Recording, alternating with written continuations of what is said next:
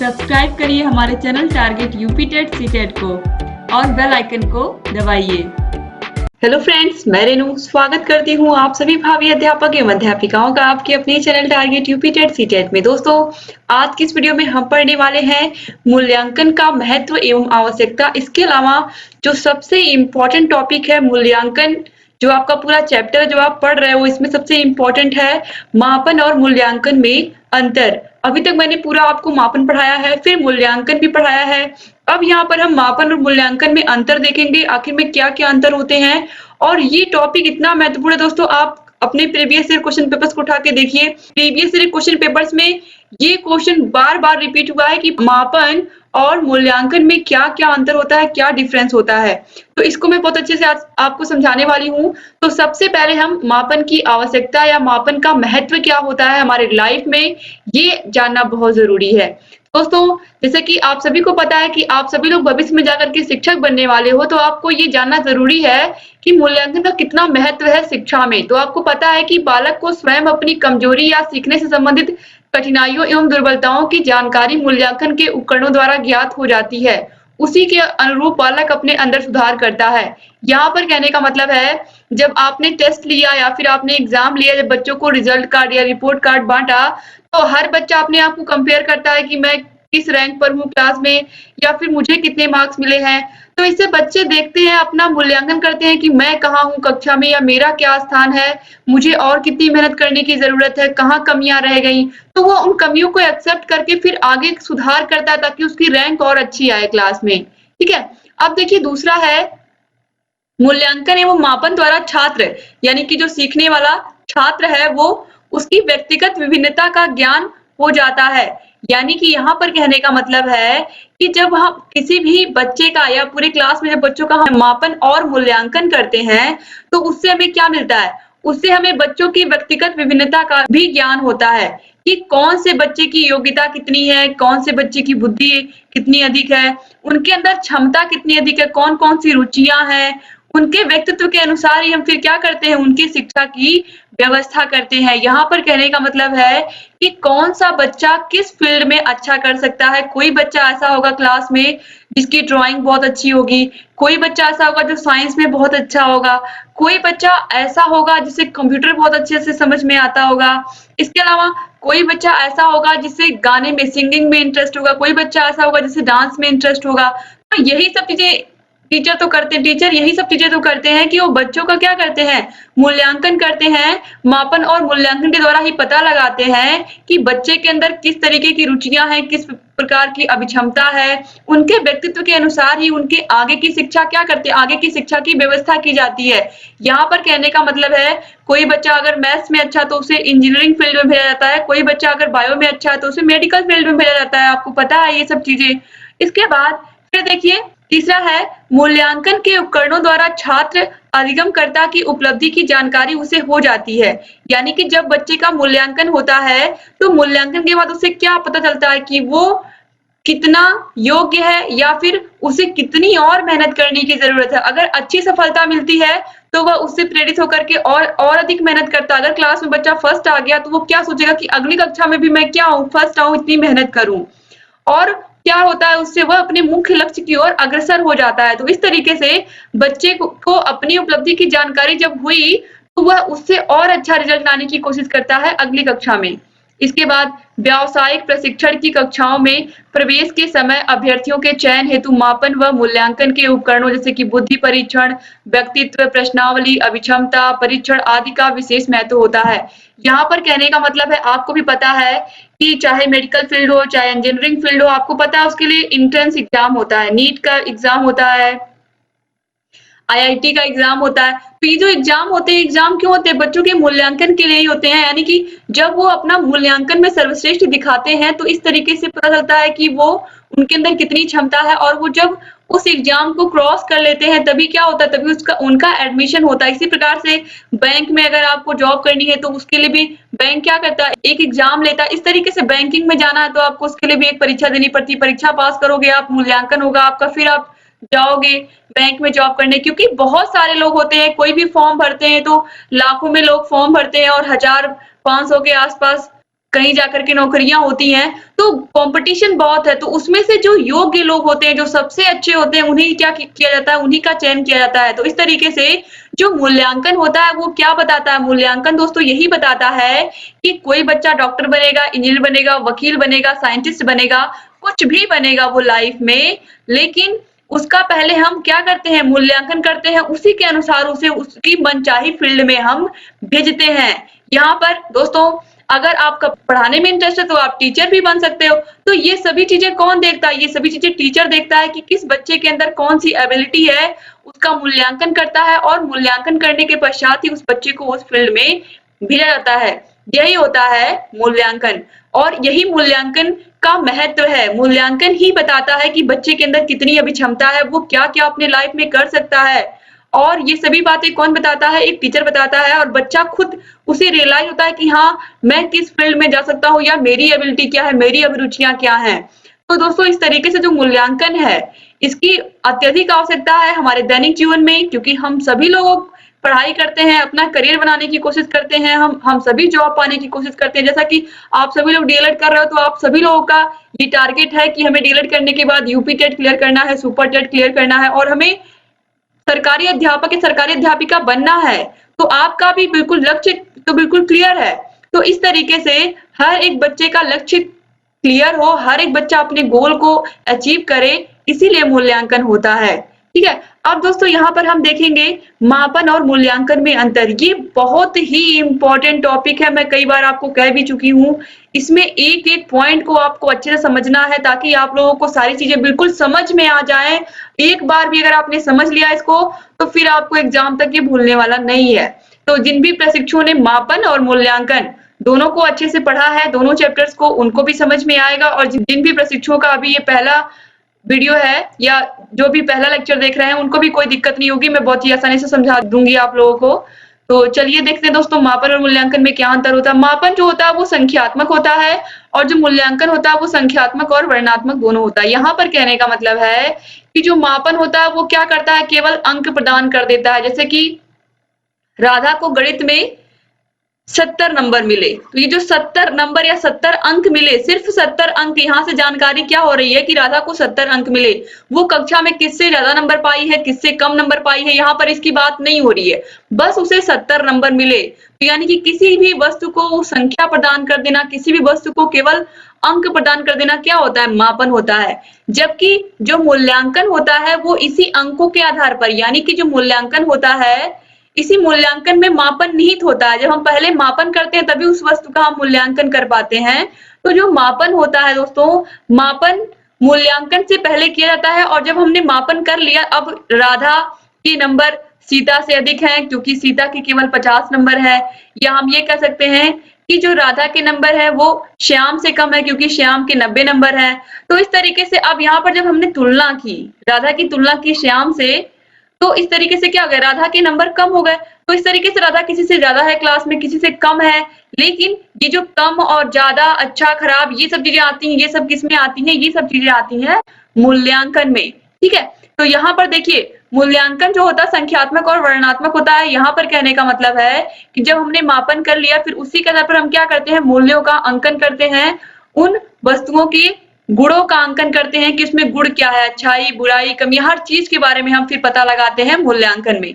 इसके बाद मापन का जो क्षेत्र होता है वो संकुचित होता है और मूल्यांकन का क्षेत्र क्या होता है, व्यापक होता है। क्यों? क्योंकि जो मापन का क्षेत्र होता है दोस्तों, ये केवल और केवल क्या करता है, किसी वस्तु को अंक प्रदान कर दिया, बस उसके बाद इसमें कोई चीज नहीं होती है, केवल और केवल अंक प्रदान करने का काम होता है मापन में। जबकि मूल्यांकन में किसी भी व्यक्ति के पूरे व्यवहार का अध्ययन किया था, उसके गुणों का, उसके दोषों का, वो किस प्रकार का व्यवहार करता है अपने आसपास के लोगों से, उसके अंदर सहयोग की भावना है कि नहीं अपने आसपास के लोगों में, उसके अंदर दया भावना है कि नहीं, वह व्यक्ति उदार स्वभाव का है कि नहीं, ये सभी बातें मूल्यांकन के अंतर्गत होती है। तो जो मूल्यांकन होता है ये बहुत ही व्यापक होता है, इसका क्षेत्र बहुत बड़ा होता है।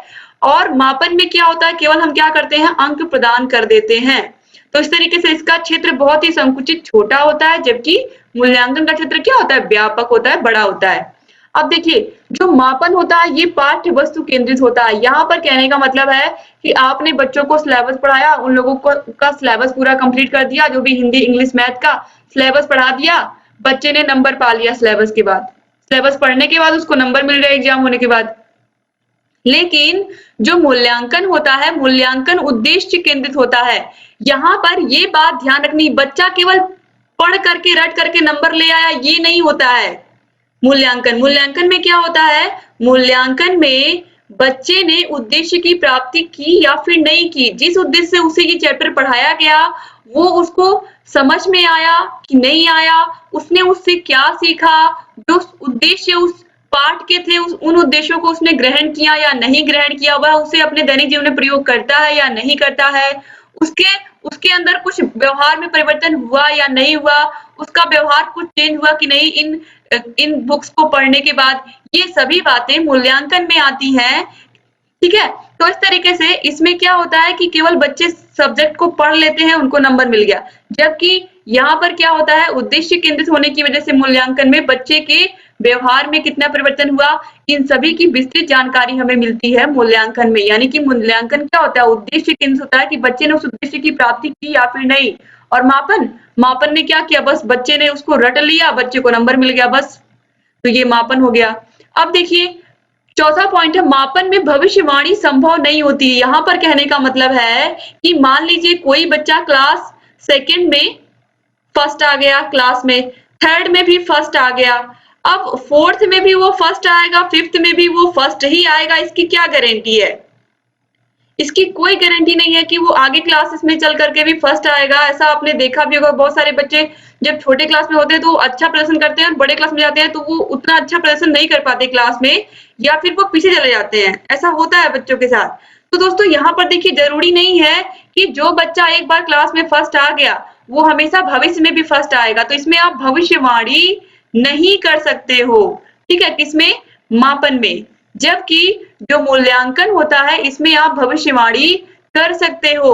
मूल्यांकन में भविष्यवाणी करने का मतलब है, जैसे कोई बच्चा क्लास में जो बहुत अच्छा गाता है, आप क्या कह सकते हो कि भविष्य में आगे चल करके ये बहुत अच्छा सिंगर बन सकता है, बहुत अच्छा गायिका बन सकती है। तो इस तरीके से अगर कोई बच्चा किसी कला में अच्छा है तो आप ये पहले से कह सकते हो कि हाँ ये बच्चा आगे चल करके ये कर सकता है। अगर कोई बच्चा ड्राइंग में अच्छा है तो आप कह सकते हो आगे चल करके चित्रकार बन सकता है। तो जो मूल्यांकन होता है इसमें आप भविष्यवाणी कर सकते हो। दूसरी चीज, अगर किसी व्यक्ति का व्यवहार बचपन से वो व्यक्ति अच्छा है, वो जीवन में हमेशा उसके जो गुण है वो कहीं जाएंगे नहीं। अगर उसका व्यवहार लोगों के प्रति अच्छा है तो वो हमेशा रहेगा। अगर उसके अंदर सहयोग की भावना है तो वो कभी खत्म नहीं होगी, वो हमेशा रहेगी। अगर मित्रवत व्यवहार करता है तो वो जीवन में हमेशा मित्रवत व्यवहार करेगा। इस तरीके से मूल्यांकन होता है, इसमें हम किसी भी व्यक्ति की या किसी भी बच्चे की भविष्यवाणी कर सकते हैं। अब इसके बाद अब देखिए पांचवा है, मापन किसी भी समय किया जा सकता है, जबकि मूल्यांकन मापन के बाद ही किया जाता है। यानी कि जो मापन हमें आंकड़ा देता है उसी के आधार पर हम क्या करते हैं, कोई वस्तु किसी से अच्छी है, किसी से खराब है, या फिर इसके अंदर मूल्य अधिक है, इसके अंदर गुण अधिक है, इस वस्तु की अपेक्षा ए वस्तु की अपेक्षा बी वस्तु ज्यादा अच्छी है। तो ये जो तुलना होती है ये मापन में होती है। तो मापन जो होता है वो ये मूल्यांकन में जो तुलना होती है ये मूल्यांकन में होती है, और मूल्यांकन मापन के बाद ही किया जाता है। तो इस तरीके से आप याद रखिएगा। इसके बाद दोस्तों, मापन के द्वारा निदानात्मक तथा उपचारात्मक शिक्षण संभव नहीं है। क्यों नहीं संभव है? क्योंकि आपको पता है मापन में केवल अंक प्रदान कर दिया गया, किसी को 30, किसी को 40, किसी को 50, किसी को 60, इस तरीके से केवल हमने अंक दे दिया, ठीक है। तो इस तरीके से हमने अंक दे दिया, उसके बाद हमारा काम खत्म हो गया मापन में। तो लेकिन जो मूल्यांकन होता है इसका क्या काम होता है आपको पता है? मूल्यांकन में हम यही तो देखते हैं कौन सा बच्चा कमजोर है, किस विषय में उसके कम नंबर आए हैं, कैसे उसे हमें मेहनत करके उसके विषय को सही कराना है। तो निदानात्मक का मतलब क्या होता है कि बच्चे की विषयगत कमजोरियों का पता लगाना, किस विषय में उसके कम नंबर आए, कौन सा विषय उसका कमजोर है, ठीक है। और जब हम उपचारात्मक शिक्षण करते हैं इसका मतलब क्या, जब हम उन कमियों का पहले पता लगाएंगे, जब वो कमियां हमें पता चल जाएंगी कि किस विषय में बच्चा कमजोर है, तो ये हो गया निदानात्मक। और जब उसका हम उपचार करेंगे, यानी कि जब उसे हम उस विषय को पढ़ा करके, चाहे एक्स्ट्रा क्लास के द्वारा, तो यहाँ पर आपको क्या करना है, स्कूल में बच्चे को एक्स्ट्रा क्लास देना है। किसी भी तरीके से आपको बच्चे को अच्छा बनाना है, उसके सब्जेक्ट को में उसे अच्छा करना है, तो इसके लिए आपको क्या करना पड़ेगा, उसे एक्स्ट्रा एफर्ट डालना पड़ेगा, उसे एक्स्ट्रा बच्चे को पढ़ाना पड़ेगा, चाहे आप एक्स्ट्रा क्लास में पढ़ाइए, चाहे क्लास में समय निकाल के उसे एक्स्ट्रा बताइए, लेकिन आपको क्या करना है, उसके विषयगत कमजोरियों को दूर करना है। तो आपको समझ में आया होगा, निदान का मतलब होता है किस विषय में कमजोर है ये पता लगाना, यहाँ पर हम पता लगाते हैं और यहाँ पर क्या करते हैं, उस कमी को दूर करते हैं, कमी को क्या करते हैं, दूर कर देते हैं। इसके बाद दोस्तों आगे बढ़ेंगे हम। 7वां पॉइंट है, मापन से ज्ञात होता है कि कोई वस्तु कितनी है, हाउ मच, यानी कि कोई वस्तु कितनी है ये हमें पता चलता है कैसे, मापन से, ठीक है। और मूल्यांकन से हमें यह पता चलता है कि कोई वस्तु कितनी अच्छी है, उसमें गुण क्या है, कोई वस्तु कितनी अच्छी है। तो इस तरीके से जो मापन होता है इसमें हम केवल संख्या मापते हैं, जबकि जो मूल्यांकन होता है इसमें हम कोई वस्तु कितनी अच्छी है, कितनी खराब है, किससे बेटर है और इसमें क्या क्या चेंजेस कर सकते हैं, ये सभी हम मूल्यांकन में करते हैं। अब देखिए 8वां पॉइंट है, मापन में कम समय लगता है। दोस्तों और मूल्यांकन में क्या होता है, अधिक समय लगता है, क्योंकि हम मूल्यांकन में क्या करते हैं, उस व्यक्ति के गुणों को, दोषों को, व्यवहार को, उसके लोगों से किस तरीके से वह मित्रवत व्यवहार करता है या फिर नहीं करता, इन सभी बातों का पता लगाते हैं। तो मूल्यांकन जो होता है यह अधिक समय लगाता है। और इसमें देखिए मापन में अंकन संभव होता है, अंक प्रदान करना है, क्योंकि अंक प्रदान करना ही क्या होता है, मापन होता है। जब किसी को हम अंक प्रदान करेंगे 20, 30, 40, 50 इस तरीके से अंक, लेकिन यहाँ पर अंकन संभव नहीं होता है, क्योंकि यहाँ पर आप किसी के गुण को नहीं माप सकते हो, या कोई अगर खराब है तो आप ये नहीं कह सकते हो कि ये 10 नंबर खराब है या ये 5 नंबर खराब है। आप किसी के खराबी को या किसी की अच्छाई को, किसी को आप ये नहीं कह सकते कि ये 50 नंबर अच्छा है। ऐसे आप किसी की अच्छाई को या बुराई को या व्यवहार को कोई नंबर नहीं दे सकते आप। तो इसलिए जो मूल्यांकन होता है इसमें अंकन संभव नहीं होता है, लेकिन जो मापन होता है इसमें अंकन संभव होता है। तो जब अंकन संभव होगा तभी गणितीय संक्रियाएं भी होंगी। जब हमको 30, 40, 50, 20 ये सभी संख्याएं मिलेंगी तभी तो इसमें हम जोड़ घटाना गुणा भाग कर पाएंगे। जब हमें यहाँ पर संख्याएं ही नहीं मिल रही तो हम जोड़ घटाना गुणा भाग कैसे कर पाएंगे। तो इसलिए मापन में अंकन संभव होता है, इसलिए गणितीय संक्रियाएं जोड़ घटाना गुणा भाग भी हम कर सकते हैं, लेकिन मूल्यांकन में अंकन संभव नहीं होता है, इसलिए गणितीय संक्रियाएं भी हम क्या नहीं कर सकते हैं। अब इसके बाद आपको मैंने मापन में पढ़ाया था नापित मापनी, क्रमित मापनी, अंतरित मापनी और अनुपातिक मापनी। तो ये स्तर होते हैं मापन के, इन सभी के बारे में मैंने आपको पढ़ा था और ये भी बताया था कि जो अनुपातिक मापनी है ये बहुत इंपॉर्टेंट है, ये आप यूपी टेट सुपर टेट में पूछा जा चुका है। इसके बाद जो मूल्यांकन होता है इसके स्तरों में शैक्षिक उद्देश्य, प्रविधियां, परीक्षण, प्रमाण, परिस्थितियां आदि आते हैं। तो इस तरीके से दोस्तों आज जो मैंने आपको पढ़ाया मूल्यांकन का महत्व एवं आवश्यकता और मापन और मूल्यांकन में अंतर, उम्मीद करती हूँ ये वीडियो आपको बहुत ही अच्छा लगा होगा और मैंने पूरी कोशिश की है कि आपको एक एक पॉइंट में मैं पूरा मापन और मूल्यांकन समझा दूं। दोस्तों अगर आपको ये वीडियो अच्छा लगा तो प्लीज वीडियो को लाइक कर दीजिए और अपने अच्छे प्यारे प्यारे कमेंट्स करना आप लोग मत भूलिएगा। और अगर अभी तक आपने हमारे चैनल टारगेट यूपी टेट को सब्सक्राइब नहीं किया तो प्लीज सब्सक्राइब कर दीजिए, क्योंकि आपके लिए ये चैनल बिल्कुल प्रतिबद्ध है। आप लोगों को भी पता है कि हम लोग लगातार आप लोगों के लिए हर एक विषय की वीडियोस बनाते हैं और हर एक विषय में हमने कितनी मेहनत की थी आप लोगों के लिए। सेकंड सेमेस्टर में आपको अच्छे से याद है दोस्तों, आप लोग के लिए थर्ड सेमेस्टर में भी हम मेहनत कर रहे हैं, आप लोग के लिए हैंड रिटन नोट्स के माध्यम से सभी विषयों को पढ़ा रहे हैं। तो लगातार ऐसे ही आप लोग के लिए वीडियोस हम लेकर के आते रहेंगे। और हमारा क्या उद्देश्य है आपको भी पता है, हमारा एक ही उद्देश्य है, आप में से हर एक बच्चा सरकारी अध्यापक बने, सरकारी अध्यापिका बने, इसीलिए हम इतनी मेहनत कर रहे हैं। तो आप लोग प्लीज वीडियो को शेयर जरूर कर दिया करें अपने कॉलेज के ग्रुप में, व्हाट्सएप ग्रुप में, और लगातार आप लोग जितना वीडियो को शेयर करते रहेंगे उतने अधिक से अधिक प्रशिक्षुओं तक ये वीडियोस पहुंचेंगे और अधिक से अधिक प्रशिक्षु अपनी तैयारी को बेहतर बना पाएंगे। और दोस्तों हमारा एक ही लक्ष्य है कि हम लोग आपको बेस्ट कंटेंट दें, और जब आप बेस्ट कंटेंट पाएंगे तो आप निश्चित रूप से अपने लक्ष्य को प्राप्त करेंगे और आप सभी लोग सरकारी अध्यापक बनेंगे। तो बस ऐसे चैनल से बने रहिए और सभी वीडियोस को देखते रहिए। आपको जहां कहीं भी कोई भी समस्या है आप हमसे पूछिए, आपकी सभी समस्याओं का समाधान target UP TET CTET channel करता आ रहा है। और लगातार करता रहेगा। बस आप चैनल से बने रहिए और अपनी सभी वीडियोस हमारी सभी वीडियोस को ऐसे ही देखते रहिए। और दोस्तों आप लोग प्लीज नोट्स बनाते हुए चलिए। आप लोग जितना नोट्स बनाते हुए चलोगे उतना ही आप लोगों को सारी चीजें क्लियर होती जाएंगी और लास्ट तक आप जैसा मैं पढ़ा करके जैसे ही खत्म करूंगी वैसे ही आप लोग का नोट्स भी तैयार रहेगा। तो आप लोगों को फिर से नोट्स बनाने की जरूरत नहीं पड़ेगी। इसलिए जितना मैं पढ़ा रही हूँ उतना आप नोट्स बनाते चले जाएंगे। तो थोड़ा-थोड़ा अगर आप रोज लिखोगे तो भी आपका कंप्लीट हो जाएगा। तो नोट्स बनाते चलेंगे आप तो आपको ये नोट्स केवल और केवल आप लोग डीएलएड मत मान के चलिए, डीएलएड ही नहीं बल्कि यूपी टेट और सुपर टेट में भी बहुत काम आएंगे। यही सब चीजें आप लोग के यूपी टेट और सुपर टेट में भी पूछी जाती हैं।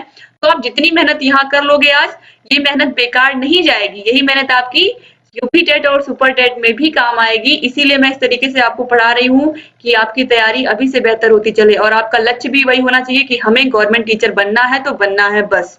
दोस्तों उम्मीद करती हूँ आप चैनल से बने रहेंगे और अपना 100% देंगे। ऐसे ही चैनल से सभी वीडियोस को देखते रहेंगे।